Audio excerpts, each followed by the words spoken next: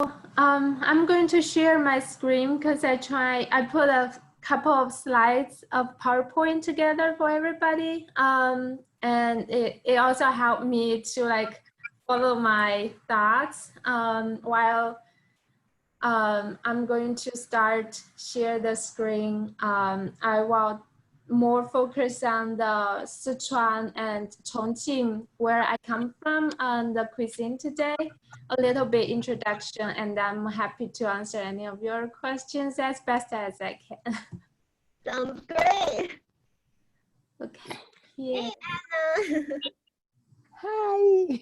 Let me see. Hi, everybody. Hi. Let me see how can I share my PowerPoint.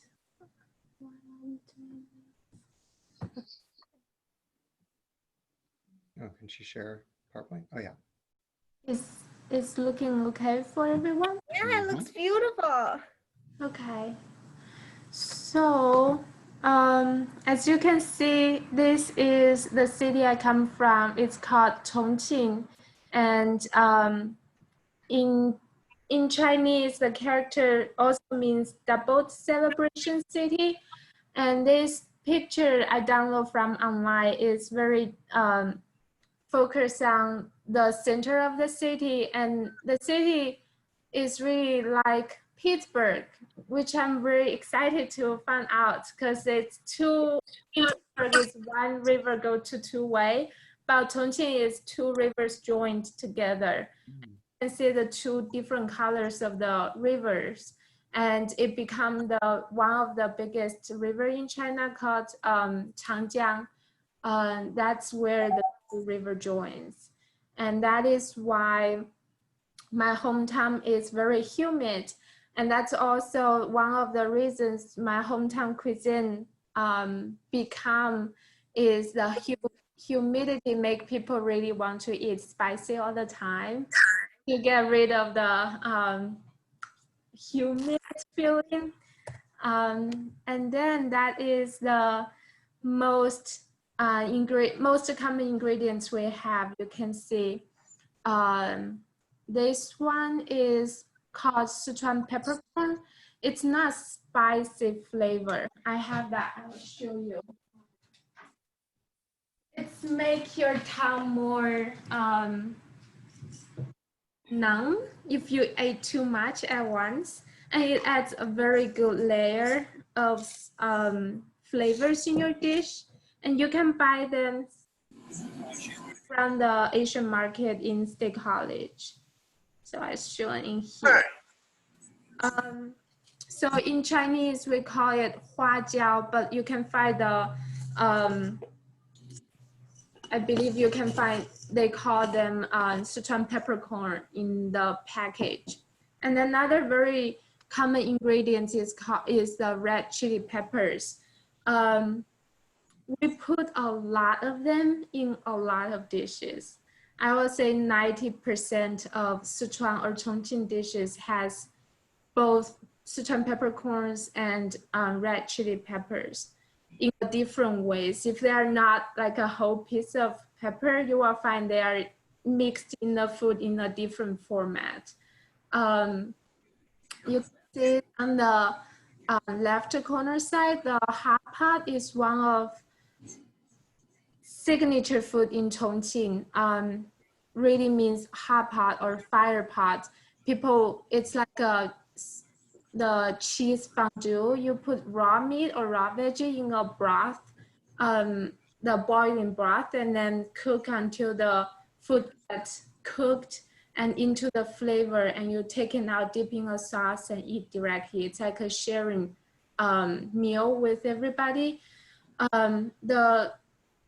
It's famous by its spiciness, and we love it. We eat them, doesn't matter winter, spring, or fall, or even summer. Yeah, we eat them all the time.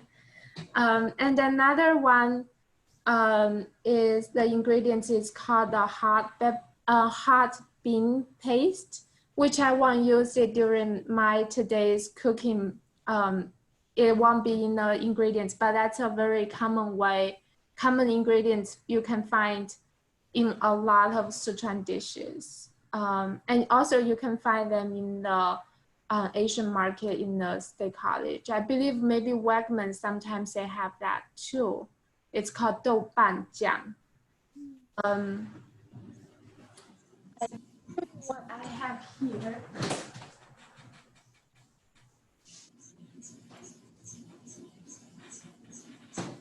So it's just like that. You can find in the store, and it's a bean paste. 那是郫县豆瓣。 Yes, yes. It's Hey. that a lot in. Join us, Julie. Hi. Yeah, so yeah, Wenjie just started her presentation and she's talking about famous food in her hometown. Yeah, we're enjoying this and welcome to join us, and we will let Wenjie continue. Yeah, thanks. Well, anyway, that's the three main ingredients in the Sichuan cuisine or Chongqing cuisine. And if you have these three ingredients, you can make 90% of authentic food in your household. And then what I want to show you is just quickly introduce the 辣子鸡 and 水煮鱼.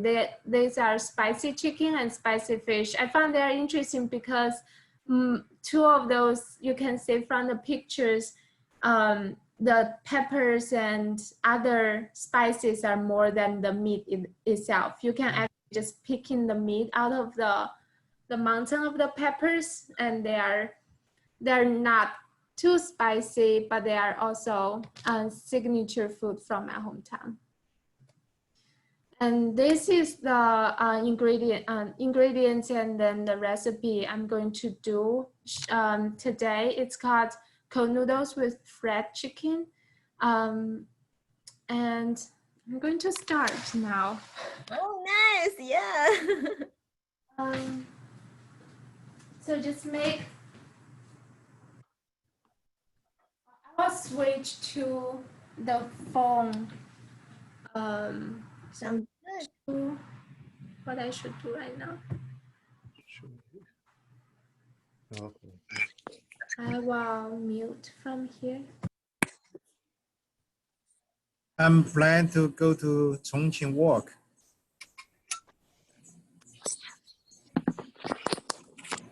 Yeah, hope you have a good time there. So yeah, Wenjie, we can't see you now, but I'm sure you are figuring it out. There we are. Oh yeah, we're seeing you now. Yeah, you can see me, right? Yeah, I can Sorry. beautiful kitchen Sorry. right now. Yeah, the ingredients I'm having to make the sauce. I pre-prepared a couple of things because I don't want waste you too much time for waiting during the time. But here I made the chicken cooked and the veggies cooked. Sorry, shredded. So I can show you what they look like right now. And I'm going to make the noodles and the sauce at this here. So to make the chicken, it's really simple. You just have a boiling water and then put a chicken breast in there with a couple of sliced gingers, because our ginger flavor will make the chicken flavor less intense after you cook two together. And then take them out and put the chicken breast in a cold water, or like today I did, because I did a little bit earlier, so I just leave it in the bowl and let it cool down. And I used cucumber and carrots to be as my vegetable side mixed in the noodles. You can use any vegetable you like. I used bean sprouts before. I used chopped greens, just quickly bleach them in the boiling water. That works fine. And if you do shred them ahead of time, you can just pour a little bit oil with the veggies and mix them well. They can preserve pretty well for at least a half day or a whole day, I think. And that's, you can set them all aside. And I have a pot of water here. I'm going to start cooking the noodles. I found very exciting angel hair pasta works really well with these dishes. So that's good. That's very good, because I was trying to find different Chinese noodles, but from all the tests, pasta angel hair works the best, so it's good. At this time, I'm going to, since my water is boiling, I'm going to put the sauce together. So I have some minced garlic or fine chopped garlic, and I can use the one teaspoon of, how can I do this? Put this down for, can you see me here from here? Yeah, I can see you. Okay, so here. So I have used, because I will heat up oil for the spicy sauce, and use a bowl. They won't break in a very hot oil. If I pour the hot oil in there, they won't break. Use one of those bowls. And sometimes I found the curry. These ones are very good for that purpose. So I have probably about 1.5 teaspoon of minced garlic. And I'm going to, this is the spicy red chili pepper. It depends on how spicy you like. For my household, the average is 1 teaspoon. So I'm just put 1 teaspoon in there. So if it's your mom, how much? If it's your mom, how much do you think she's gonna put in there? I'm sorry, what? So if it's up to your mom, what do you think she will do? So my mom is not very spicy eating person, probably about the same. But if I would say to host my Chongqing friends, probably will be 3 teaspoons at least. Wait, so are those the Szechuan peppercorns? No, those are red chili peppers. Just red chili peppers, crushed up, yeah, right? they're flakes. And then here is a Sichuan peppercorn. Gotcha. Here. Can you see them? Yeah. Yeah. So they are, I believe they are roasted because they are all opened. Usually they have seeds inside, so they roasted and they are kind of like opened up and make them more flavors in here, which I really like. I will probably do about a teaspoon as well. So just putting here. And that's the 3 main ingredients: garlic, red pepper, chili pepper flakes, and Sichuan peppercorn. And now I'm going to add, you can buy this to sesame seeds, raw sesame seeds, and they are usually add a little bit more frequent into the sauce. So I will add a 1/4 teaspoon and put in here. And I have the black and white sesame seeds mixed together. It's up to you if you like to add that a little bit nutty fragrance in there. It can go, it will go without it very well as too. So if you don't like the sesame seeds, that's okay. And that's it for the ingredients for the sauce. I'm going to heat up some oil. Here. So let me switch that.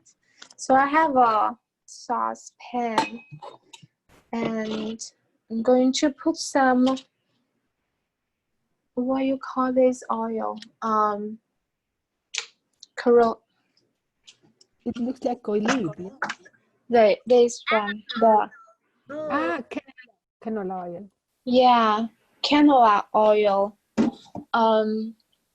So maybe I usually just go by the filling, but I would say at least a quarter cup. Let me, actually today is a good day to test it out how much usually I put in there.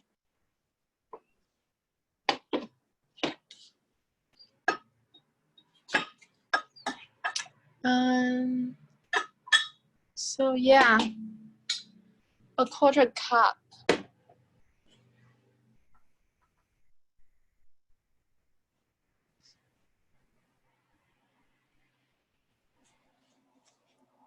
You just heat it up. So this make the sauce very, the fresh made sauce will be very flavorful and not that spicy. I feel the older sauce is spicier and just make it more excited to try the noodles from my personal experience. These are all out.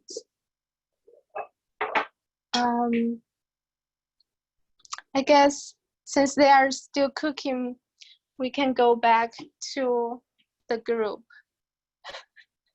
Because right now I'm just basically waiting for it. Sure, yeah, you're not wasting any time. Yes. So are you suggesting that you want to share your presentation again, or? Sure, let me go one more slide for the presentation. Yeah, maybe you could like show the recipe again. Yes, okay. Yeah. Who wants to steal your recipe? No, I'm happy to share it. Mark, how old is your baby right now? I think your baby is the same age as Wenjie's baby, probably. She's turning 2 in September. Oh, yeah, it's really similar. My son is turning 2 in August. Sorry, October. Oh, October. Yeah. Yeah. Oh, yeah. So it's fun. Yeah, no, she was watching for a little bit there, and then she got bored. Yeah.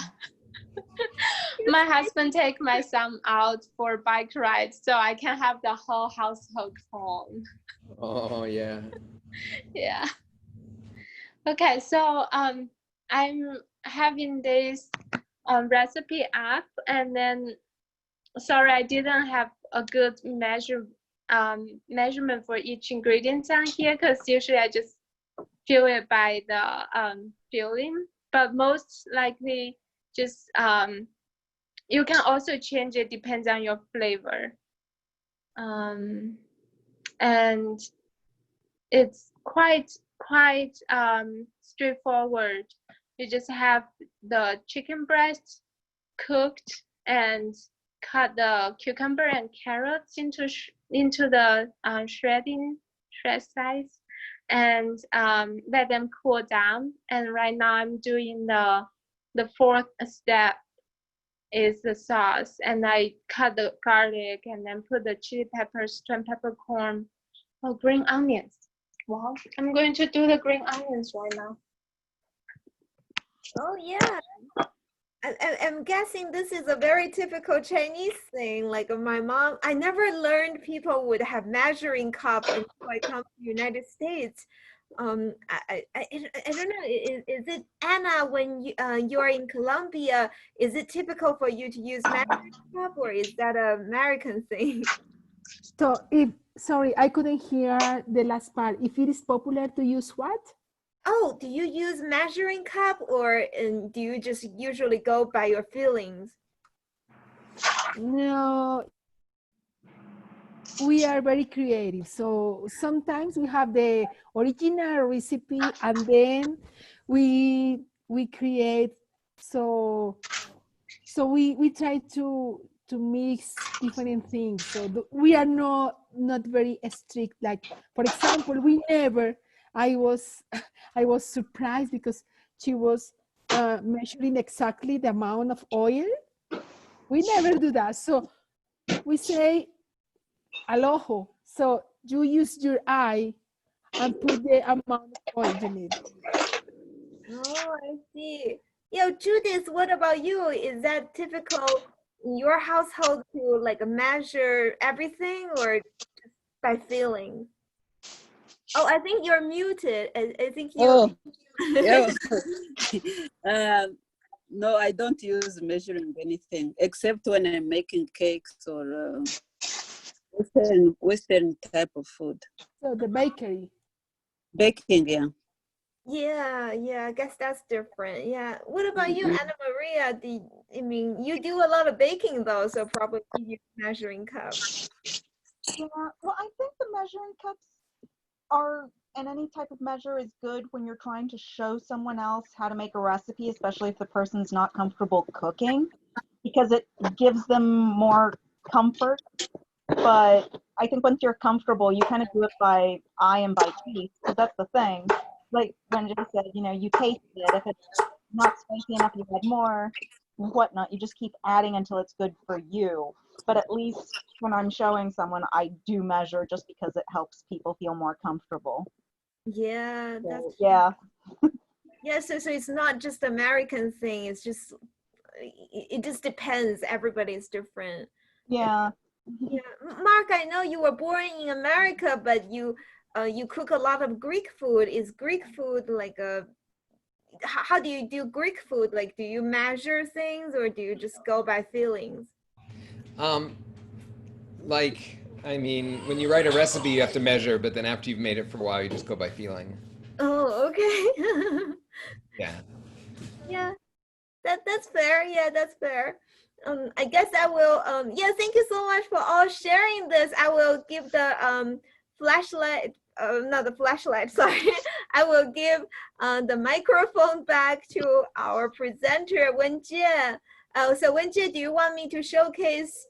Should I stop your presentation and showcase what you're doing right now?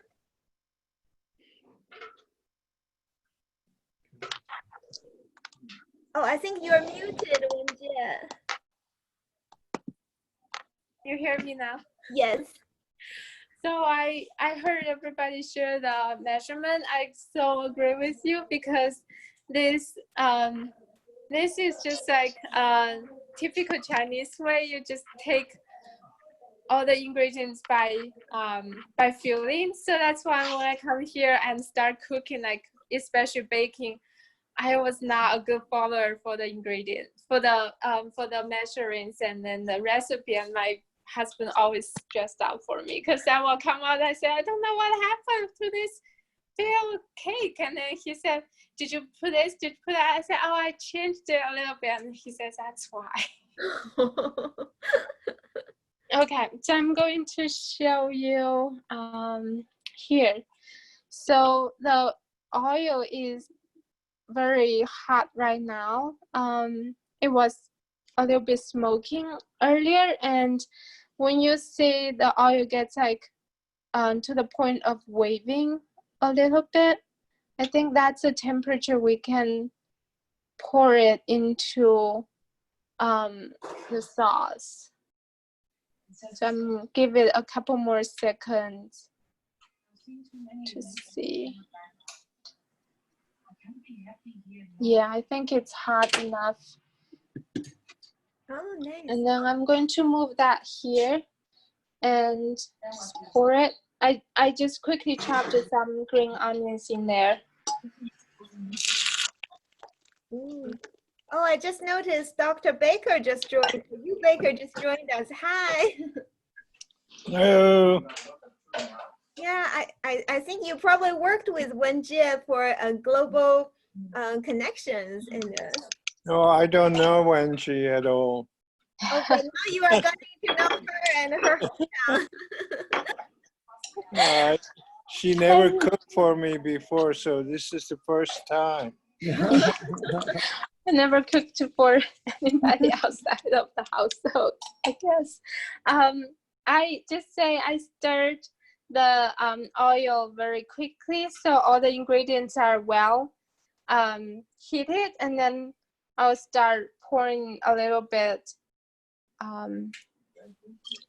soy sauce in there and a little bit vinegar.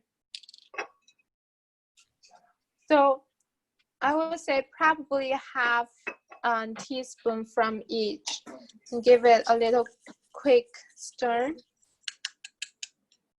So any type of vinegar? A little bit sugar. Oh, sugar. I didn't realize that. Yeah, sugar. Well, that's a trick my dad told me. My dad is the chef of the house. He said if you don't like MSG, because my husband is allergic to MSG, add a little bit sugar. It will increase the flavor as much as adding MSG. Oh, sorry. What is MSG? I have to read that. It's a 味精 model. Oh, I see. Okay, yeah. Thank you. Thank you for helping me. And I will give it a little bit sesame oil too. You can buy this. You can buy all of the ingredients from Asian market. That's I double checked. Oh, and Mark just told us what MSG is. I don't know how to pronounce it, but thank you. Yeah, me too. I don't know how to pronounce the official name. Okay, that's monosodium glutamate. Yeah, good job, Eddie. Thank you. I will let the sauce cool, and right now I'm going to just assemble. Noodles should be done. After noodle done, you can just rinse it in the cold water. I'm going to put my phone down again.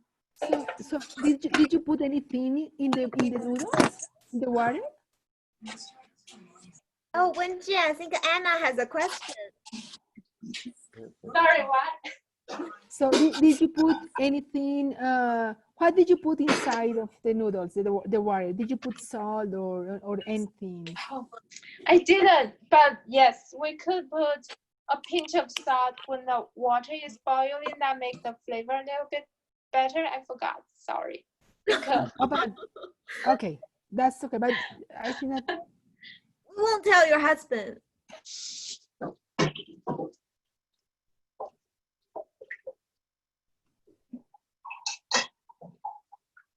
I'm really envious of Wenjie's husband right now. He went for a bike riding, and when he finished bike riding and get home, there is some tasty noodle with chicken. I think that the noodle cheese cooking is really nice. It's Barilla. This is an Italian noodle. That's really good. Oh, Is Barilla? I think that the brand was Barilla. It's good, yeah. It's delicious. yeah, she said she tried to find different Chinese noodle, but turns out angel hair actually works really well. She decided to use that instead. Maybe it is possible to cook the same recipe with rice noodle. Can you use the rice noodles too? Rice noodle you can use, but you have to be very sensitive the time, because you don't want the noodle get too smooshy before you pour out. So yeah, you can try it. It just I found that angel hair is the best option for myself. For our household, favorite is it's right thickness, and it's not easy for me because I'm also I'm not a good cooker. That's why I feel a little bit nervous today. But I usually cook noodle too much. So Andrew here is good for my household. I can take them out in the right time, and they're not too overcooked. Yeah. But you can do any noodles type to make it as your favorite. This recipe is very flexible. The sauce, you can change it to different spicy level, and the veggies you can put in your favorite veggies, and then the noodle you can change it as well. Nice. Hey, Xiaohang, welcome to join us. Yeah. Yeah, I'm on my phone, so I kind of just didn't be muting and start sharing videos all the time because yeah. I know you are from Wuhan, so the dishes that you're familiar with slightly similar to what Wenjie is cooking. Yep, and I would totally top it off with some sesame paste. Yeah. Yeah, I think Wenjie is just chopping up some vegetables right now. The green onions, I forgot. Oh, that's okay. Okay, and I'm going to shred the chicken in here. So excuse me a few more minutes.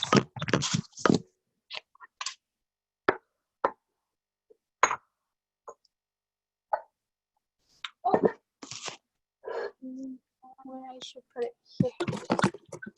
Okay. So I use a bigger container I have at home, so I can put everything together in there. In another way to cool down the noodle in my hometown is you have an electronic fan in front of you, and then put the cooked noodle in a big container, and you use chopsticks to like lift it up and down like all the time, so to let the fan to cool it. But that takes a long time to do it. Oh, Mark said he needs to hop off. Well, Mark, thank you for joining us. Yeah, sorry we haven't taken a photo together yet. Wenjie, do you want to pause for a second and we take a photo together, or if Sure. it's convenient, then don't worry. Okay, let me wash my hands. Okay, since Mark is leaving so soon, so we're gonna, if it's okay with everyone, we're gonna take a quick photo. Is it okay with everyone? Okay, Yes. sounds good. So we're gonna do a quick picture together just to remember how happy we are. And thank you so much. And so I will do 3, 2, 1. Yay, everyone looks so good. Thank you. I will I'm sorry? You are welcome for organizing. Yeah, I will. So yeah, I will let Wenjie get back to her cooking. And yeah, Mark, thank you so much for joining us. Sorry you couldn't finish watching it, but I will send you the recipe and the recording. Oh, thanks. Yeah, I'll see you guys later. Yeah, see you. Bye-bye. Bye.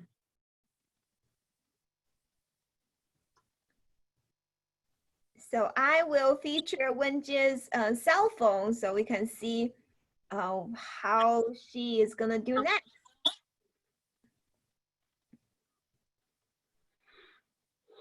I see you already shredded half of the chicken. Yes, and give me a few minutes. I will finish the chicken part. So are you using your fingers? I have a question. Are you using your fingers or a fork? Your fingers. Okay. Yeah, I use my fingers. Yeah. I actually have a question. Xiaoheng, it's like I'm so envious that you have food to eat right now. So I'm curious what you're eating. You know the I'm song. sorry, just some herbal jelly because it's too warm today. We just took a walk in the park in the neighborhood and it's scorchingly hot. So I just came back and got some herbal jelly and just finished that. Oh, that's awesome. Yeah. It's a good time. I think it's a great way to participate in a cooking event and watch people cook at the same time. Yep. It's appetizing for sure. Yeah, so Xiaohan, I think you missed a slight discussion. When we first started the event, we talked about what we all know about Chinese cooking. I hope you don't mind, but I spied on your Facebook and you cook a lot. So Oh yeah. Curious. So what do you know about Chinese cooking, just in general? Oh. Most of the time I just chop stuff up and stir fry them with garlic and ginger. Oh, there you go. Yeah. And sprinkle of salt. Yeah, I think my family's cooking style is pretty simple compared with Wenjie's home city. Like, I can imagine them having a whole cabinet of spice ready to use, but most of the time we just use garlic, ginger, salt, soy sauce, vinegar. Yeah, that's it. Oh, that works. Yeah, I like simple. Yeah, yeah. Adi mentioned yesterday he was really nervous about cooking, but now after he watched a couple of the cooking events, he's like, oh, you just chop up stuff and put them in a bowl. Yeah, I've been joking with people like cooking is just because I used to do molecular biology experiments, like just work around lab benches a lot. And I was joking with people, if you call yourself a molecular biologist and you don't know how to cook, then you don't want to cook, because cooking is just like following an experiment protocol. You grab a protocol for yourself and you just follow step 1, 2, 3. Yeah. I think Anna probably agrees with you. She's a professor and also likes to cook. Yeah, but what I think about the Chinese cooking is that it's very close to the perfection. I was living in Wisconsin with a girl, American Chinese, and one day she was cooking the Thanksgiving Day dinner, and I was surprised because she spent the whole day. She didn't work that day. She was cutting everything, and I think that in the Chinese culture, cooking is very important, and it's not a kind of it's a kind of art too. I don't know, but I think that maybe some of you can think the same, because it's very precise, everything, every cutting is almost perfect. I was really surprised. But this is my impression about Chinese cooking, and also maybe some Asian food like Korean food too. But Chinese is more I don't know how to say that. It's very close to a piece of art, maybe, I think. Yeah, Jim, what do you think? Do you feel like Chinese cooking is a piece of art? For those professionals, yes. And for no professionals too, I think. Sorry, what? Chopstick, just you did everything using chopsticks. That's awesome. Yeah, chopsticks is a very good tool. Yeah, chopsticks are like extension of our hands. Yeah, I do use chopsticks to cook bacon. I think that's very easy for me than using fork to try to flip the bacon pieces. Yeah, chopsticks are really useful tool. Yeah. Awesome. Yeah. So I'm going to show. I just put together all the main ingredients: the noodle, the carrots and cucumber, and the chicken in here. It's very easy from now. I'm going to put the chopped green onions, since I have a little bit extra from the making sauce. And in the recipe, I put some peanuts in here, and that's a peanut you can buy from the store. I would do probably just a few. Yeah, probably just a few peanuts. And if you don't like peanuts, you don't have to put any of these in here. The peanut will give the whole dish a little bit crunchiness, I guess. And then pour the sauce in here.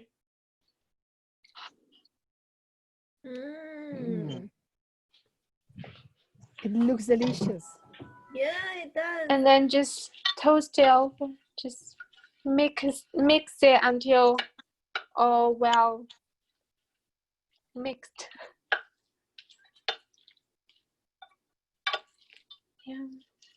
And then after here, it can be directly served. And you want to taste it before serve it, because sometimes the soy sauce or salt are not enough, and you can add a little bit more.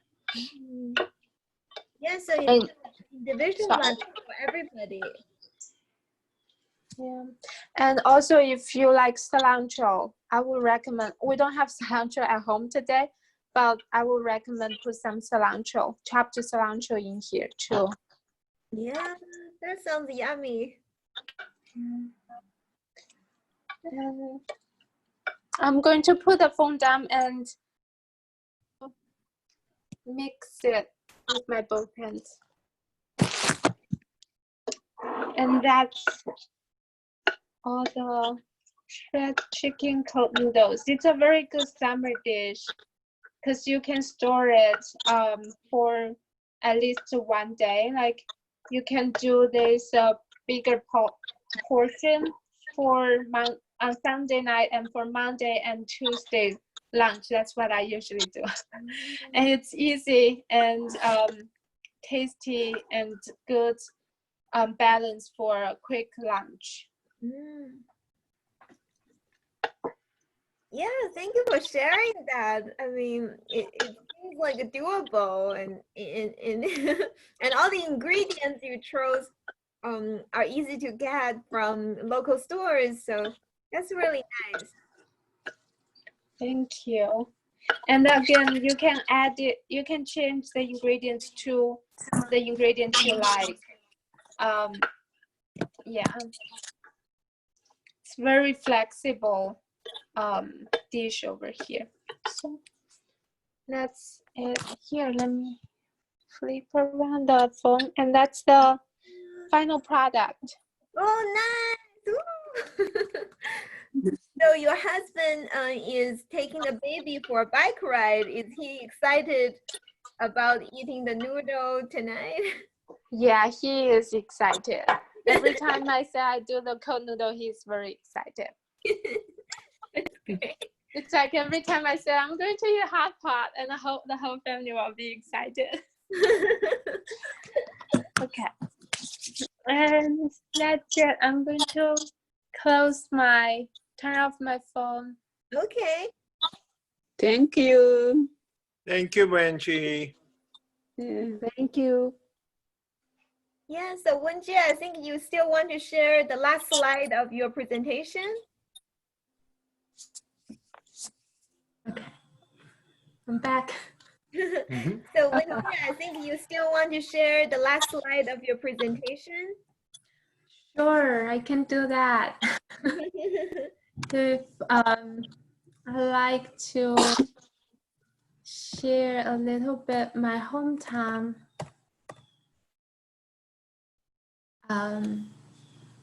Okay, let's see.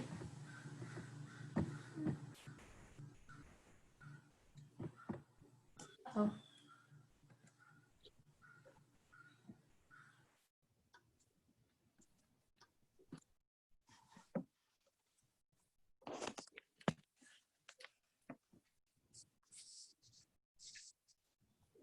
So, Wendy, Yes. do you eat fish from the river, from that big river by your city? I'm sorry, do you mind say that again? Do you eat fish from the river? Yes, yes. Fish is Okay. actually a big part of our diet because we have so many river fish and other river product from the nearby rivers, and we have big portion of fish and shrimps and crabs, like those from in our cuisine. Okay, good. Thank you. Yeah, no problem. Can you see the PowerPoint now? Yeah, it's great. Yeah. Okay. Temporary capital. So I'm just want to share a quick about my hometown. It is a very big city.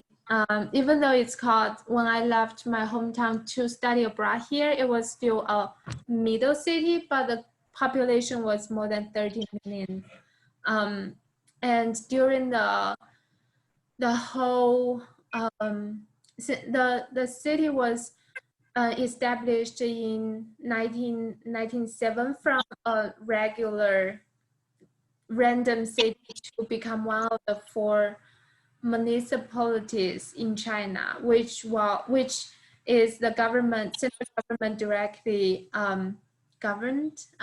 So it's not going to go to like the capital city of a province. The city itself, it's a province, and all the directions of policies are directly from the central government. And then since that time, the whole city was changed dramatically. All the pictures you see right now, or like from the media or from the website, is the modern city. But it was really nice. It's good to see the hometown changed very differently in these years. And it's a very important industry city in the southwest China. So it's not anywhere close to the coast, like East Coast. It's like more southwest. And that's the picture one of our friends took when we go back to China for my husband and I Chinese wedding. It's very interesting to see this modern society in those corners of the streets. You can see the old lifestyle still display in the streets. That's a picture of a random shop we come across, and they sell everything. It's not from supermarket, it's the old lifestyle from Chongqing residents. I was always telling my husband, say, well, I remember when I was very young, we didn't buy soy sauce from the supermarket bottle, but after bottle, we carry our empty bottle and went to one of those stores and then ask the person, the owner, to use the ladle to like say, I want to have 5 ladles. That's probably 1 bottle for the soy sauce, and then say how much that costs, like 50 cents for ladle, and then that's how we usually buy things. And another picture he took was, you can see on the right side of the picture is a new building, and the new buildings are developing, and the left side was the old buildings are going to destroy it and then make more room for the new buildings. That's the current status for my hometown during the past 30 years. I remember when I grew up there and when I visit home during these years, it's always like, oh, there are new buildings come up, there are new roads coming up. We were joking, my parents joking, my hometown, the traffic map has to update every 2 weeks because there are always new streets, always new routes. And if you don't see that new map and then you got lost very easily. And also a light train developed in my hometown make the traffic very easy from time to time. I remember when I was in middle school from my home, my parents' apartment to my school had to take buses after buses, and then it took more than 2 hours. But right now, by taking train, only like 30 minutes. Ooh, nice. It's a very well-developed place to travel around. And fun fact for my hometown is it is one of the 3 furnace cities in China, because in summertime, most of July and the first half August, the temperature is definitely over 102 Fahrenheit. Very hot, but we still eat hot pot during those. And because it's a city very close, very like Pittsburgh, so it's a city built on the hills and mountains, and nobody knows how to ride bicycles. And you can see the picture in middle, that's one of my girlfriends, and I took in the in my hometown, one of the streets. We were she was with me, one of my bridesmaids, when we were doing our Chinese wedding back home. But we took the opportunity to travel around, and that is the stairs go all the way, it's hard to see, but all the way down to the riverside. It's a very steep hill, and that's the old city looks like. People just go up and down like that all the time. And I remember my grandma lives in a, my grandparents live in a building, or you say a dorm room or something, apartment building, like the penthouse or housing, yes. And I remember their floor is 8th floor, and I walked in, I saw the elevator. I went from the 1st floor and go up to their apartments on 8th floor, but there are apartments to negative 16 floors. Oh my God. You can go either up, positive, or negative way. Can I have a question quick? Yeah. So I know when you moved to the United States, you moved to Colorado. For most of us who are used to Pennsylvania, Colorado is so hilly, but for you, probably that's like nothing. Okay. No, actually, Denver is not hilly. Denver is a very flat city. Okay. The mountains are like 2 hours driving away. Yeah, I would say Chongqing is very like Pittsburgh, very close to Pittsburgh. You can see they are not huge mountains, but they are little hills. You can build houses and offices on there and just live, but it will be really hard to get up and down. And I'm surprised Pittsburgh people are still ride bicycles, because some of the hills are really hard to get up. It will be fun to get down though. And the city is, we call it Chongqing 不夜城, means the city that never sleeps. It always has more activities happening during the middle of the night, and you can always find very delicious and sometimes the most authentic food in the late nights. And they are just happening randomly on the side of the street. They will have a pop-up tent and display all the ingredients, and then they just pure by luck when you come across them and have those foods. Yeah, and that's all about my city, and I miss it for sure. Oh, that's so lovely. Thank you so much. Thank Yeah, you. no problem. That's just hope you have a chance to visit Chongqing. It's a great place to visit, and it's really fun to explore in there. Yeah, thank you so much. This is awesome. Very And- cool. Yeah, and then when you talk about hilly, I thought about where Addie lives. Addie lives in Belfont. Probably he knows what it feels like to go up and down the hills.